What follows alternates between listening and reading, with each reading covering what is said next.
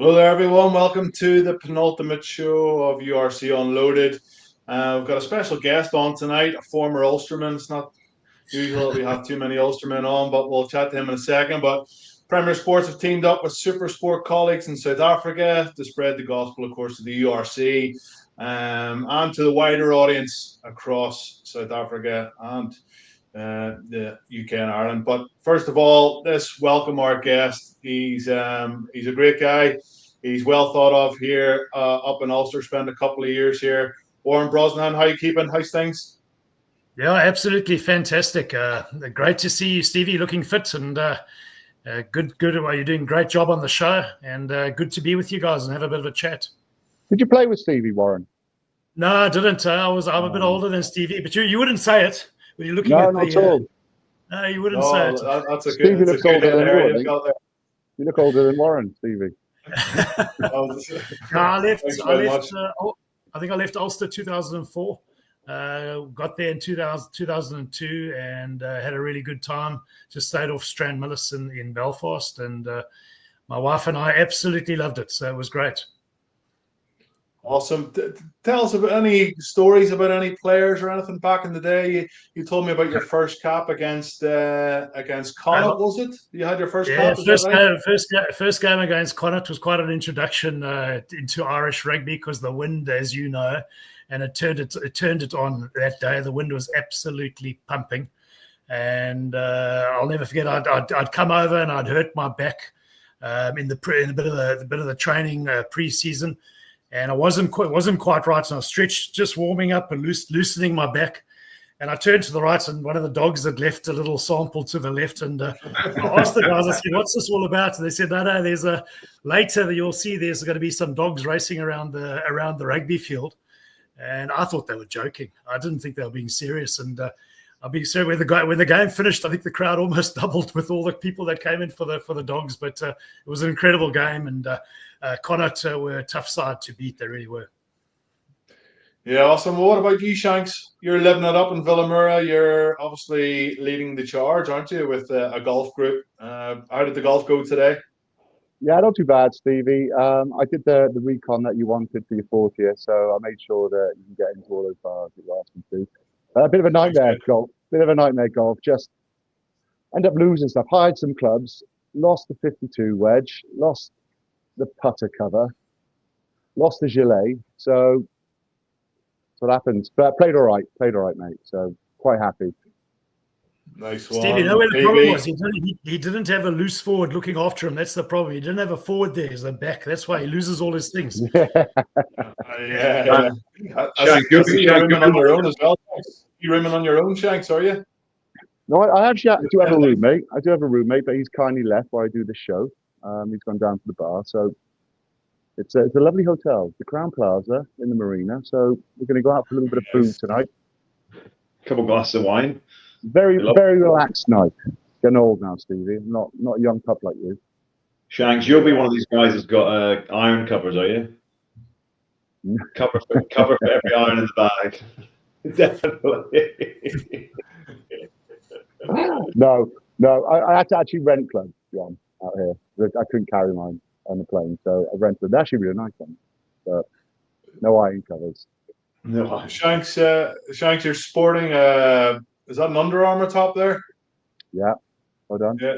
Double XL. How many calories have you consumed today?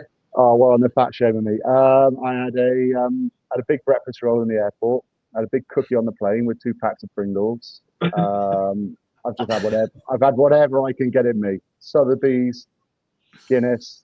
It's all gone down. It's hot out here. You're burning calories. You know, you need the calories. No, we're just jealous. We're just jealous. I was playing golf today with my boys, and it's not like Villamura. But I'm basically on Eddie Hall's diet at the moment. He's a strong man in the UK. Before we move on to the rugby, Warren, whereabouts is home at the minute for you? Where are you living? I know you've been around a few. You played for the Golden Lions, the Sharks, and obviously the Blue Bulls as well. But the little stint over in the Northern Hemisphere. Whereabouts are you living at the minute? Yeah, my family and I moved down to Cape Town last year, so we're in our second year down in Cape Town. Absolutely loving it. loving the mother city and close to the beach, and just the energy and vibe is incredible, and it's an absolutely beautiful city. Great place to visit, and it's turning out to be an even better place to live. So at the moment, we're about an hour or two just outside Cape Town. We're at a beautiful little cabin. You can see the fire going on in the background because we're having our winter here now in South Africa. And it's our 22nd wedding anniversary. So you guys have got me at a good time here. Just relaxed and taking it easy, and it's been awesome, man. I hope you bought her something nice for him, did you? Oh, definitely. That's for later. That's for later. It's for later. Oh, very good. Well, that's good to hear. Are you a Stormers fan now? Would you say? Do you follow the Stormers a bit more? Would you? I do. Well, I do quite a bit of commentary over here with SuperSport, obviously. So it's now you become very, very very neutral. You've got your teams, and having played for the Bulls, the Sharks, and I have that one season with the Lions. You identify often with the coaching staff of the various teams, etc., and they can sometimes move around, and so it makes it easier. I mean, I just like to watch the teams that are playing the right rugby and the ones that are going to get as far as they possibly can from our point of view, from a South African point of view, so the context. And leading into where we're going to with this final discussion, I do believe that the right side won on Saturday, and that the Bulls won that game because I think they've got the best chance to get on the road and go to Dublin and have a crack, So I think from that point of view, I think the best side from South Africa won, and of course they were also sitting in the log in the correct position at number 2. So we've got our number 1 and number 2 playing against each other in that final. What do you make of Matthew Pearce, Warren? Good guy to work with. Done a bit of stuff. He's brilliant. Listen, he's absolutely brilliant. His preparation that he does is next level. He's always very, very well prepared, and he's got great command of the English language. And with that, you've also got to have the timing and being able to pull it off when you're doing it live. And he's a world-class commentator, and an absolute privilege to work with. We'll move on to the rugby, lads. Warren, we'll get your take on the Bull Sharks game in just a couple of minutes. But John, just about Glasgow, there was a lot of expectation them coming to Dublin, maybe catching Leinster on the hop, just because they haven't hit their straps in recent weeks. But to go down 37-19, and probably the scoreline flatters Glasgow a little, doesn't it? Oh, mate, 100%. It was one-way traffic, wasn't it? It was funny chatting to some of the fans in and around before the game, and they were saying, we're a little bit nervous about this as Leinster fans. There wasn't a great feeling. All the media had been saying that Leinster were maybe not hitting their straps at the right time, and Glasgow had given the Stormers a bit of a do in the week before. Yeah, I mean, in terms of learning or seeing a masterclass in just how to manage a game. And you got one team in Glasgow who we knew before the game kicked the ball the least in terms of numbers and meters versus the team that kicks it the most in the competition. Both played great rugby, but you kind of forget, and no one really talks about the kicking side of the game. Leinster's kicking game was superb. It was superb. The aerial contest was brilliant. Gibson Park was brilliant, obviously man of the match. Glasgow's kicking game was as poor as you'll ever see, I think, in a knockout game. It was, that's all we spoke about post-game, wasn't it? They box kicking, no distance, exiting, they couldn't get out of Which is strange, John, because they had 2 10s especially in the first half of Hastings and Jordan, and obviously George Horn. So that was one reason why I think Tom Jordan was brought in, was for the kicking game. But then Stafford McDowell's arguably a better kicker than struggled, lads. He struggled. The ball was greasy. There was a load of the weather was coming in and out, wasn't it?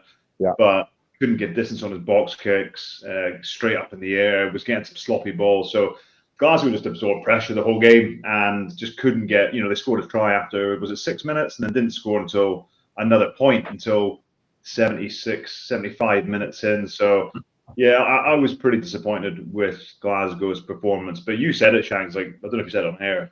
You say a lot of stuff off air, which you can't say. But basically, that you wouldn't swap many players on paper. You look at that team and there's not many guys you'd say, do you know what, I'll take him from Glasgow's side. And that's the way it played out, really. Two people who didn't get much ball to run with, scored a good try. I'm trying to think who else played well from a Glasgow point of view. kind of struggling to Tom find Jordan. Tom Jordan played Carl quite Rowe did well. all right defensively. Carl Rowe I thought was all right. Yeah, Carl Rowe's all right. I mean, they tried, didn't they? And Tom Jordan, his heat map, the ground he travels is incredible. Like, a great player, but if you go backwards the whole time and absorbing pressure, if you're playing 12 shanks, there's only so much you can do in the game to try and change the outcome of the game. So, yeah, but Leinster far the superior side, and I guess showed a few of us that maybe don't write them off just yet. Yeah. Shanks, just a comment, Shanks, on some of the post-match comments from Franco Smith regarding budgets, regarding some of the things are out of his control. And almost he did the usual thing where he gave praise to Leinster, and then he sort of threw it back of like, this is our situation. We're always playing catch up. Leinster are always going to be world class. And like, what did you think of those comments?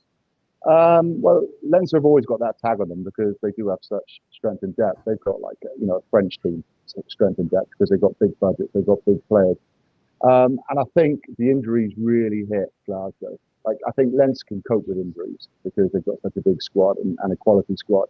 Likes of Glasgow can't, and we saw that, and they lack the power. They missed the Ferguson, they missed Dempsey. You put those three in that team, and it changes it completely. You've all of a sudden got a bit of power.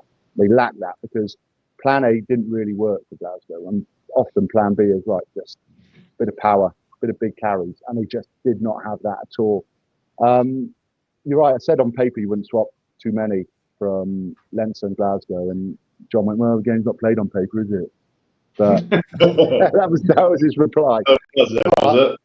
But there was a bit of, I think they're a little bit edgy going into this, Stevie, because you think about the last 3 semi-finals they've lost, and they lost against Northampton. So they would have been very, very edgy about this. They weren't that convincing against Scarlets, but no, they were nearly back to their best. There was quite a few chances still they didn't take against Glasgow, but they had way more entries, like 3 times more entries into the 22 than Glasgow. Their gain line success was really good, over 50%. They had 13 to 4 line breaks. So Leinster had 13, Glasgow had 4. And they could have scored a lot more. And I think going in at half time, Glasgow would have been quite happy with the scoreline because Leinster, there was probably 2 or 3 opportunities where they could have scored. But I'm a massive fan, Stevie, of Leinster, always have been. And when the pressure came on them in the semi-final, they delivered. And I think it's a great test and puts them in a great place now for the Bulls. Warren, what's your thoughts, or what's the thoughts in South Africa of Leinster as a team and as a squad, and talk about their budgets and signing Jordy Barry and Barrett and signing Ricky Ioane and Slimani and Snyman and et cetera, et cetera. What's the perception of Leinster in South Africa? No, well, first of all, they are very, very highly rated. There's a lot of respect for the Leinster side, and yes, they've got big budget, but it's also got a lot to do with the style and the way that they play. It's the attention to detail, I think, is next level, especially at elements like the breakdown, how they attack that breakdown, how they are able to so easily generate and recycle ball so quickly, and to turn that ball over, and then to have wave after wave of attack that comes in a layered approach and is very, very well organized. They're a class side, and at times they appear unbeatable, and then they go and they lose the big pressure games, and we don't need to talk about that. You guys all know it. But I mean, they are very, very highly respected and well thought of here in South Africa. Obviously, after they've come here to South Africa, they haven't always sent their top side, but that's merely because they've played their cards correctly, and they've had the ability to do that. It might have come back and bit them in the foot a little bit with these finals. We haven't seen that. We don't always see their best side here in South Africa, but we really respect them. We realize how difficult it's going to be to go to Dublin, to go play at Croke Park with over 80,000 people. Yep. Steve, what do you make of Ryan Baird? Man of the match. Back row were really good, as was Joe McCarthy. They really fronted up in the pack. Yeah, I know there's been a chat about Ryan Baird, that he's got all this potential. We haven't really seen much of it. He is very much an open field sort of player. So he would have loved to kick in just up and down the pitch, up and eats it up. Very, very fit, covers a lot of ground, exceptionally quick as well. and that's his game. He can get up, close space, make good tackles, get on top of the ball, be a menace at the breakdown. And his carrying game is quite strong at times too. If he gets into space, and I think he wasn't utilised as much at the weekend in the wider channels for Leinster, and I think that was solely because they used their kicking game to a great advantage against Glasgow. But Ryan Bear was brilliant. Big Joe McCarthy carried very strongly. Watching the game back, Thomas Clarkson at tight head prop, I thought he was very good for the time that he was on the pitch. Andrew Porter as well. So the pack laid a good platform. I know Leo Cullen touched on Scott Penny after the game. Works tirelessly. He's got such a big engine.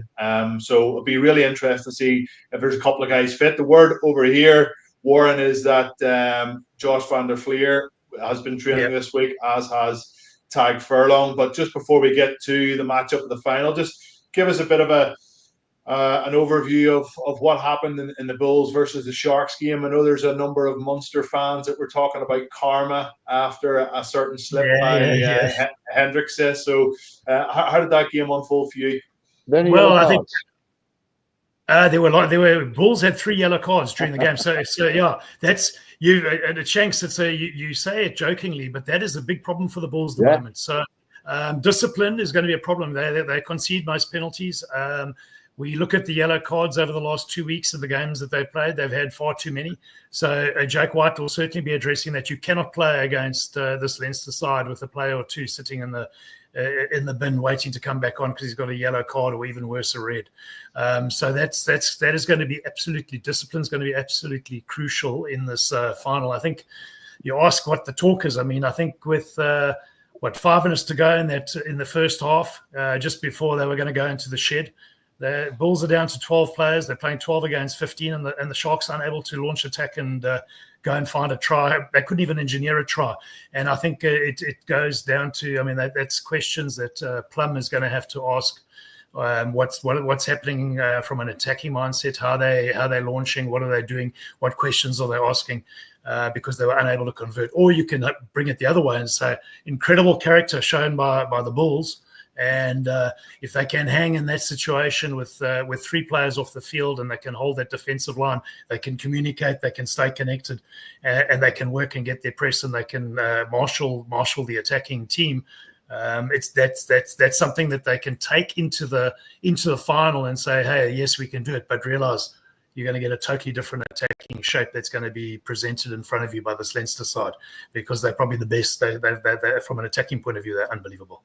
Some of their best attack, Warren, comes from, I think, from transition from defence to attack. So some of their kick receipt, they're so good. If it's not working, maybe off set piece or phase attack, the back three, the Bulls, have just got the ability to find space and find holes. They've been incredible.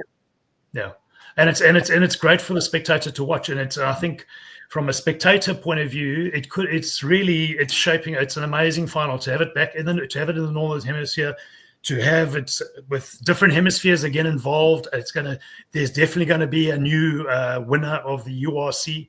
It's the URC. I think has been great for South African rugby, and I like to think as well for the likes of Wales, Scotland, Italy, and Ireland. That has been good that South Africa's been there as well. But I think it's been amazing competition, and I've really enjoyed being involved in some of the games and watching the games as a spectator. I look at the Sharks, and I don't want to, bang the same drum we banged, it seems like, for 2 years, but looking at that game, and you said it, Warren, you're attacking against 12 players and you can't score a try. And that, to me, in a nutshell, is the Sharks. I think the Sharks created more, they had more opportunity. Even at the end of the game, I think it was 76 minutes played, and Hendricks had tries that, speculative. I know they had to score 2 tries, but the talent they've got in that team, and they don't seem to understand how to manage or how to manipulate defenses. Playing against 12 players, there's going to be space. They don't seem to understand either where the space is or how to get the ball to that space, because you watch them, in my opinion, of the Sharks, if plan A doesn't work, they just try harder at plan A, and their plan A doesn't work against big physical sides. Their thing is carry the ball, and then run over people. And of all teams, that's not going to work against the Bulls. No, so I think they need. I don't know what structure of their coaching setup is, but they need to find an attack coach who can get the most out of that group, because it's just a crazy squad in terms of talent. 100%, and that's been the big disappointment, because we haven't seen them fire, we haven't seen them do what we believe they can do, and that's why I think that the Bulls are the right side to go through to the final. I think they've got the forward pack that can stand up, and they've got a few players that ask a few question marks out wide. We've got a couple of the younger players starting to put their hands up as far as the performances they're putting in week and week out, and now it's going to be the true test to go to Crow Park. Not many players have played in front of a crowd of more than 80,000 people, and that's what you could get at Crow Park. I don't know what the ticket sales are looking like at the moment, but it should be an amazing venue at one of the most iconic sporting venues in the world. Yeah, just on that, there are still tickets available. Obviously, it'd be the first trophy other than a GAA trophy lifted at Croke Park, and for Leinster fans to also see their team lift silverware at home since 2018. So get down there, support the boys. Can you say it like you mean it? Say it like you mean it. We'll be there, Shanks. You'll be there. You'll be straight off the plane from Villamura. Stop mentioning it. So, Stevie, I actually had the fortune of going to Crow Park when I was at Ulster. We went down for, I can't remember who was playing, but one of the Gaelic football. We went and watched the game down there. That was incredible. There was a guy, I think he had a nickname, Giza or something along those lines. But we went something I can't remember, but we went and watched. Warren, I'm from the north. Like, I don't even know what Gaelic games are. Like, well, it was good. I got the opportunity, and it was amazing. So, I know the Springboks have played there and lost against Ireland before. So, it's it'll be interesting. Yeah, I played that game. Well done.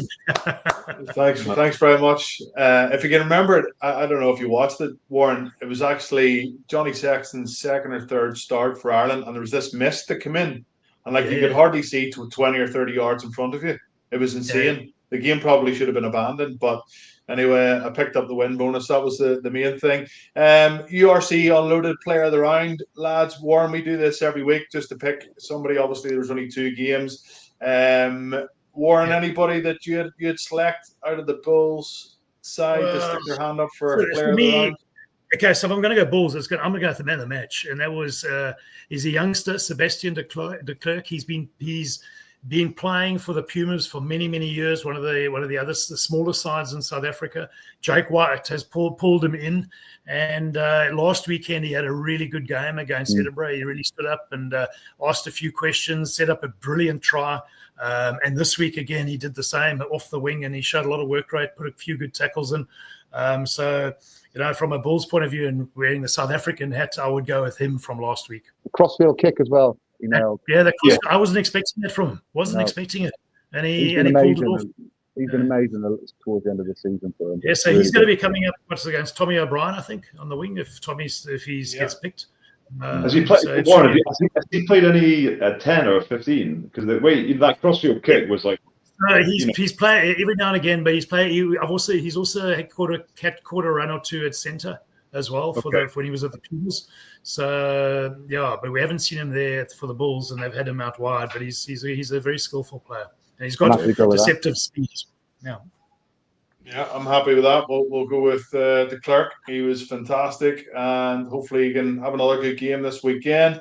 Any rants of the week before we bring in Ross Hamilton, who has a few stats on last week's games? Any rants, Shanks? I know you've lost your 52-degree wedge, a few other things, but I'm sure there's something that's been bugging you. Faro Airport passport control was just appalling. It's still bad. It's appalling, mate. They've got e-gates, but they weren't open. You had 3 flights come in, and they had 2 kiosks open. Oh, mate, it took over an hour. So horrendous. Yeah, John? Nah, mate, I've had a good week. Got home on Saturday. Life's good, mate. We're going into the final round of the year. How many saunas have you had this week? I'm with who? Well, it's only Tuesday. It's just one. Puppies wrecking the house already, though. That's going to be my rant. Is puppies. Do get one, don't get one. I don't know. They're great, but bloody hell, you got to keep an eye on them. Bloody knackered trying to chase around this dog around the house. Brosy, any rants? annoy you? I've got. Annoy you? I'm not. I'm going to go the opposite. I'm not. I've got no rants. I've just come back. Got back yesterday. We had a SA Rugby Legends tour to Portugal. I think we had 5 or 6 World Cup winners on that tour with us. And I just want to say thank you. And if there's any of the Portuguese people out there listening, you guys were absolutely amazing. They were so hospitable. We were staying in Cascais, and I'm not sure if I'm saying it correctly, but just outside Lisbon. And we got some sunshine and there was an amazing game that was played on Saturday. And just the hospitality from playing golf to the paddle. And it was a great 4 or 5 days. And I just want to say thank you to the people of Portugal and Cascais. Obrigado. Absolutely lovely. Obrigado. We don't get that very often. The super box were We don't pretty get that nice. very And often. 1 or 2 bottles of red wine. It was good. Drinking a Superbug. Yeah, we're going to bring in Ross Hamilton if he is. And that's a goodbye from me as well, Stevie. Oh, Too yes, many sorry, voices. Shanks. Enjoy the golf of the next few days, and we'll catch you on Saturday, Shanks. Thank you, boys. Cheers, Thanks very much. Ross, thanks very much for coming on, big man. I know you're going to chat through some of the stats that happened at the weekend. Or, well, let's say performance analyst. Is that Thank you. what you like to be called? I know we have this running joke every time you come on, but I'll take that. Yeah, you're always good for a few stats and see how the game is going to pan out. So just run us through a few things for last week first, and then we can get onto the final. Yeah, well, I wanted to have a look at sort of the styles between the two teams. These two teams, as Warren said, finished first and second in the league, sort of quite rightfully, but they've got very different styles. They scored the most points between them as well, but go about it very differently. So this is actually Leinster style sort of typically over the season. So first of all, where they score their tries from, their try range. They have scored as a percentage and a total the most tries starting in the opposition half. They don't really want to play elsewhere. Their kicking game, as John mentioned earlier, is second to none. They kick the most in the competition. They get into the right areas and then they launch, and that's a key thing. So 79 tries that start in the opposition half compared to 10, and as a percentage of all of their total as well, that's the most. So they are very much a territory-based team. That then links into their sources. So when you get into the right areas, you then need to sort of get possession back and launch from there. They score the most tries from lineouts, the most tries from scrums, and the second from taps. And typically for them, their taps are these new age prescribed set move taps rather than a high tempo kind of tap. They get players in position in the 22 often, and then they score from that. So that's sort of what they want to do. And that actually came to fruition in the semi-final as well. I saw some of the stats that are picked up from that Glasgow game. They basically got that on paper. So there's a lot to go through here, but I'll just sort of start at the very top. So in terms of territory, that's what we said. It's a territory game. 70% territory for any team is incredible. You don't get those kind of stats. 55-45 is pretty decent. 70-30 over a game is crazy. And then this is sort of John's point I just heard you making earlier. So Leinster kick the most in the competition on average, but they kick 28 times on average. They've gone up to 35 in the semi-final. They kick for an average of 850 metres per game. It's gone up to 950. And then also, interesting, I thought, is Glasgow kicked more than Leinster would do normally, when, as again, John said earlier, that they kick the least. It's not their game plan. It's not how they play. And yet they were dragged into that very poorly. Again, as John said, that they didn't do that very well. Now, the other thing to mention, so when you kick that much, so for Glasgow in that case 30 times, and yet they only have 30% possession, how does that work out? Well, it's sort of once you've done that, what do you do then when you're in the right position? And Leinster are so good at dominating the gain line, both in attack and defence. So their gain line success, which Shanks was talking about, was 54% themselves, and then they only allowed Glasgow 24%, less than a quarter of the time with Glasgow getting over the gain line. Then I dragged this further, actually, just to have a little more of a breakdown. So we have the carries you can break down from over the gain line carries, on the gain line carries, and then carries that stopped even before that gain line. So Glasgow only managed to get beyond Leinster's gain line 27 times, stopped before it 61. And again, lads, you'll know this, how hard it is actually to go and catch your opposition and stop them getting to your gain line. This is their blitz defence. But it's not just the kicking game. It's what they do after that their defence pins them in those areas and doesn't let them out. That gets you that 70% territory. And then you can see this in these bottom stats here, the red zone stuff. So over the course of the whole match, Leinster had 3 times as many red zone entries, 21-7. Again, Leinster averaged the most red zone entries per game, and that's typically about 11. So they've gone nearly double the amount of red zone entries that they would normally get, which is already dominant, and that's in a semi-final. You can see the phases as well, just in terms of the amount of pressure that they exude onto their opposition. But then this was something, again, John, you mentioned this about the stats about when they scored some points. So at 68 minutes, they had 2 red zone entries in the first 9 minutes, scored a try. They didn't get back into Leinster's 22 until the 68th minute when they scored again. So that entire period, 60 minutes to the middle of the game, they weren't even in an area to score. So if we pause the game at 68 minutes, Leinster had 20 entries compared to Glasgow's 2. In terms of pressure, you're not doing anything. And the score was 37-5. Yes, they came back at the end, scored a few points, but the game was over by then. So it doesn't matter. The pressure that Leinster had right from the start was immense. Ross, just a quick one before we move on to the Bulls style. Why are teams not kicking really long against Leinster? Why do they keep continually kick it to compete or kick it out on Leinster? And usually they're kicking it out in their own half. James Lowe, if he's under pressure, he puts it as long as he can. Barrett, as long as he can. And then they get an unbelievable kick chase for the likes of Ryan Baird and Joe McCarthy putting huge pressure. Why are the opposition teams not kicking the ball as far as they can down the pitch?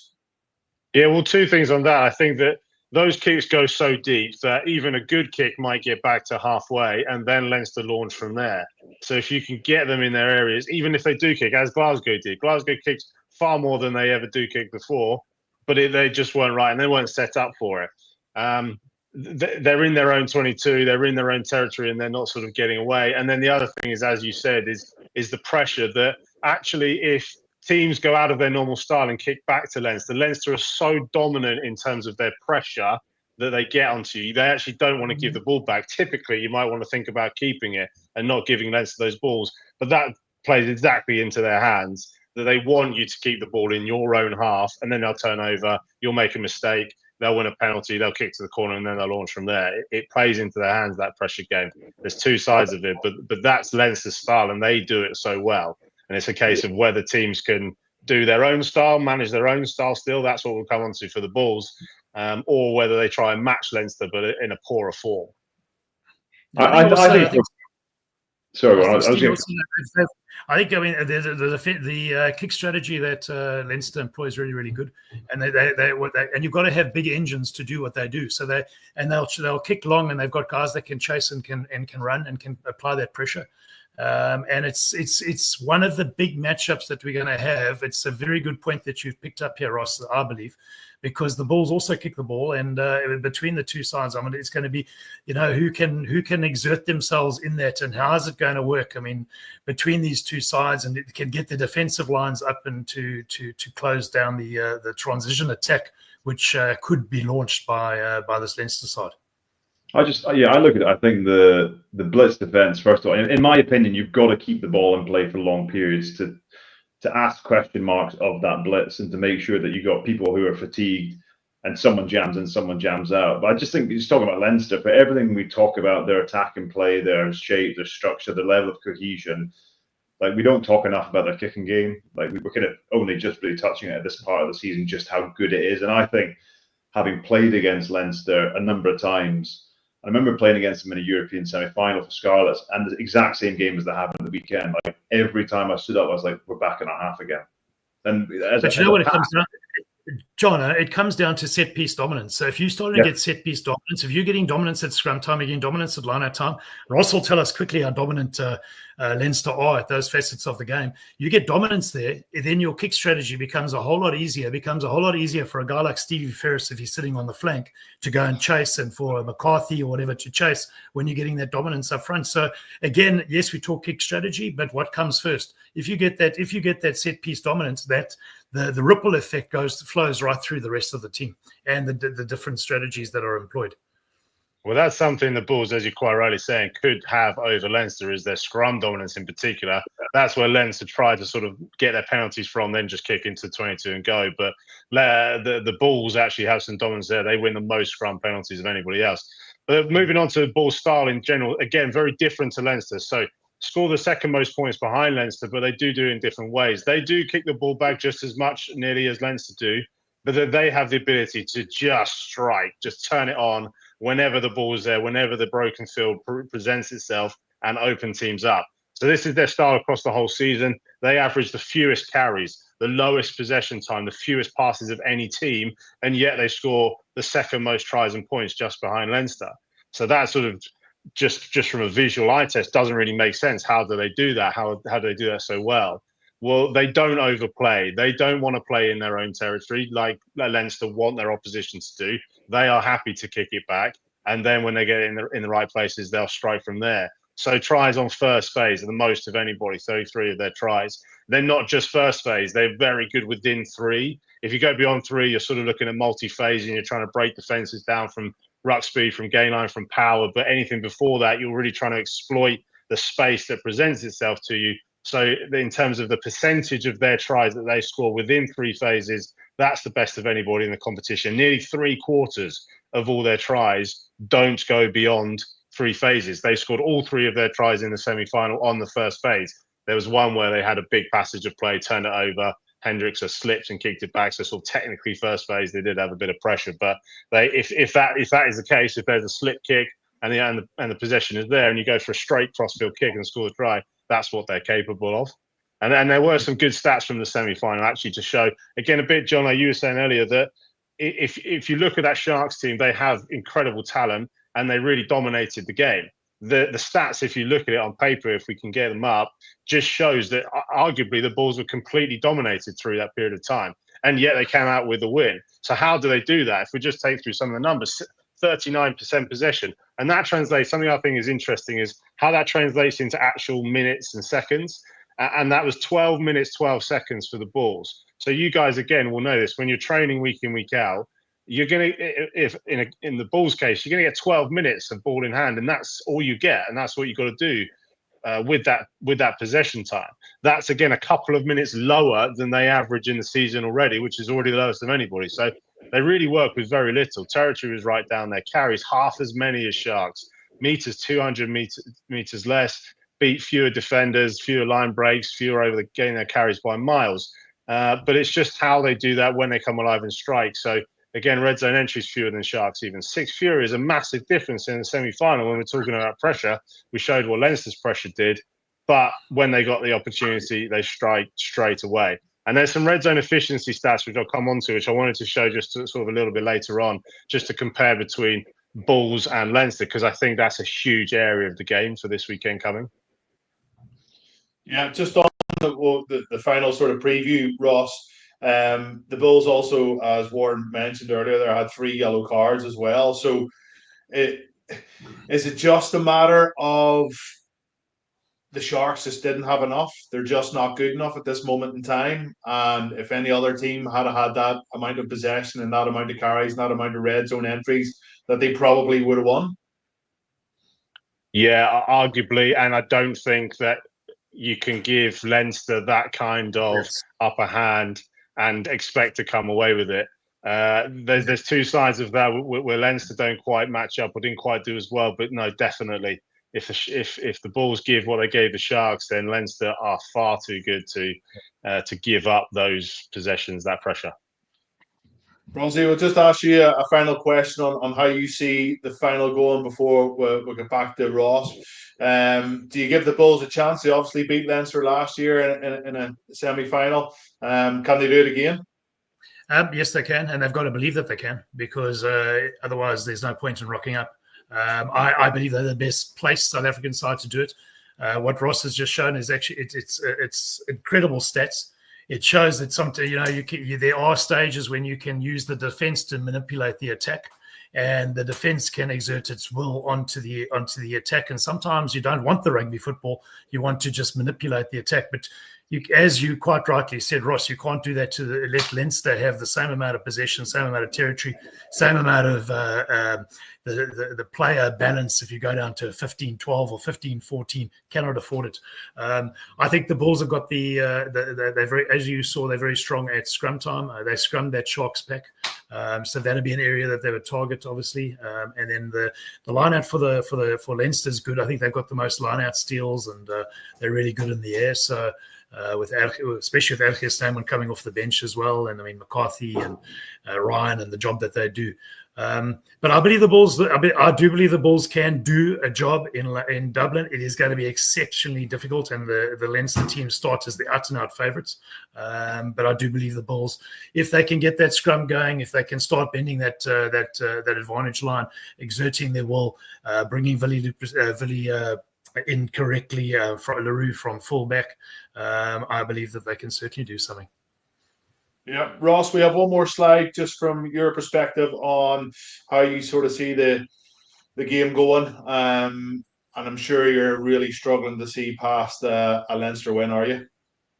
Yeah, I think so. This is just the potential sort of risk and reward and the strength and weaknesses between the two sides that are going to come right head to head in the final. So this was actually their numbers from the semi-final. Of course, they didn't play against each other, but we can just see sort of the disparity between pressure and efficiency and conversion rate. And if I'm sort of finding anything from a Leinster point of view, it's that they might not be as efficient as they have been through the season, and as they typically do end up doing in knockout games. It's why they've lost a lot of games. I did this in the Champions Cup semi-final. We had a look at their performance versus Northampton, and they didn't take the opportunities that were presented to them. You're not going to get as many when you get into the semi-finals and finals, typically. So when they do come, you're going to have to take them. So yes, they had 21 entries, but their conversion and their success rate was actually really quite low. Now, you're going to have a lower success rate when you have so many entries, of course, and it doesn't matter. If you get 21 entries into your opposition 22 and you score 6 tries, that's probably enough, and it doesn't matter that it's not that efficient. But what if you don't have those entries in the first place?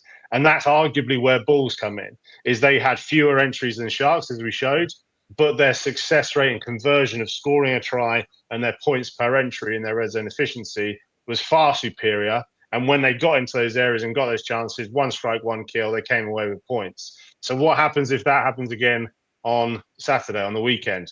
The Bulls don't actually have that much pressure, but they score. Leinster live in the Bulls 22, but they don't score. And then the game comes down to, again, the fact that they haven't won in so many times, so many years, and so on and so on, and the pressure builds. So there's just a little area there, tiny little thing maybe to hang on to, but to just have a look at. The red zone going to be huge. John Barclay, final word. How do you see the match going? I know you say that if there's any team that can cause Leinster trouble, it is the Bulls because of their strength and their power and their set-piece dominance. And do you think there's going to be an upset in Croke Park? No, I don't think so. I think this has got Leinster's name all over it. I think the one caveat I would say to that is that the Bulls scrum is no joke, and Leinster's scrum, I think, is the most penalised in the URC or close to, so that they do struggle there. So it depends who plays, clearly.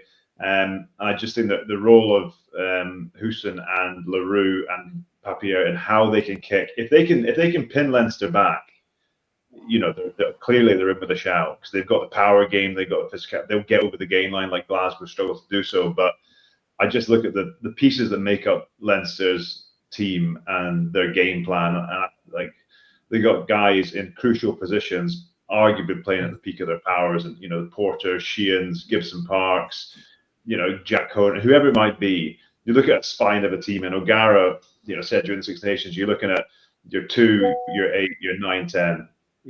A lot will fall on Prendergast. I think there's still a bit of question marks about him.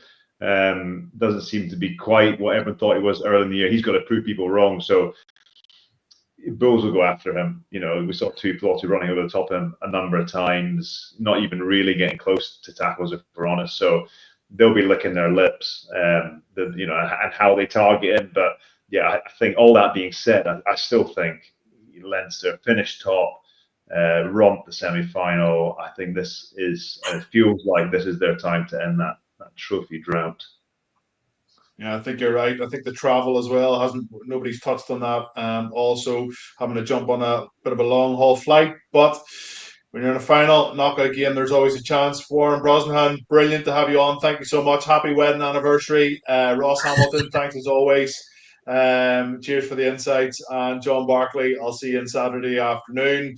Live on Premier Sports 1 from 4 o'clock and kick off 5 p.m. Thanks very much. Cheers, boys. See you now, Cheers. guys.